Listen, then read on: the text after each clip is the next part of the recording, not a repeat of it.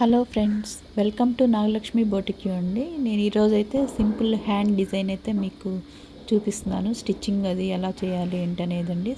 చాలా సింపుల్ అండి. సింపుల్గా ఉంటుంది, చాలా నైస్గాను ఉంటుంది హ్యాండ్ అనేది. హ్యాండ్ పొడవు ఎంతే తీసుకోవాలని ఏం లేదండి, ఎవరికి నచ్చినట్టు వాళ్ళు తీసుకోవచ్చు. అయితే హ్యాండ్ పైన ఒక అంగుళం వెడల్పుతోటి అయితే మార్కింగ్ చేసుకోవాలి.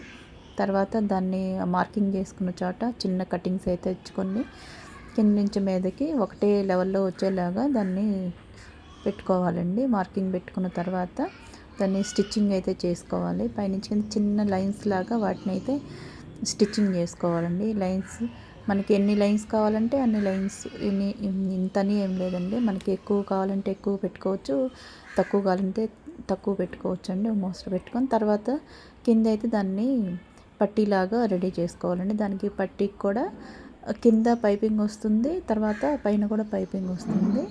దాన్ని ఫస్ట్ క్లాత్కి పైపింగ్ వేసుకున్న తర్వాత లైనింగ్ కూడా పైపింగ్ ఇంకో వైపు యాడ్ చేసుకొని రెండు కలిపి ఒకటి పైకి ఒకటి కిందకి అలా పెట్టేసుకొని దాన్ని రెండు అయితే జాయింట్ వేసుకోవాలండి. జాయింట్ వేసుకున్న తర్వాత దాన్ని టర్న్ చేస్తే మళ్ళీ మనకి పైపింగ్ నీట్గా లోడింగ్ అయితే వచ్చేస్తుందండి. అది కింద డౌన్కి వస్తుంది. ఇంకో పైపింగ్ హ్యాండ్కి జాయింట్ వేసే చోట రెండో పైపింగ్ అయితే వస్తుందండి.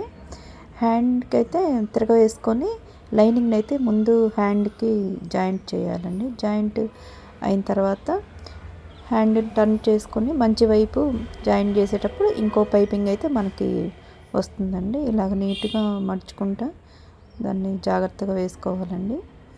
అయితే చాలా సింపుల్ అంటే చాలా సింపుల్ అండి. మీకు హ్యాండ్ ఎక్కువ హెవీ మోడల్ వేసుకోలేకపోయినా ఇలాగైతే వేసుకుంటే చాలా నీట్గా అనిపిస్తుంది. మీకు ఎలా అనిపించిందో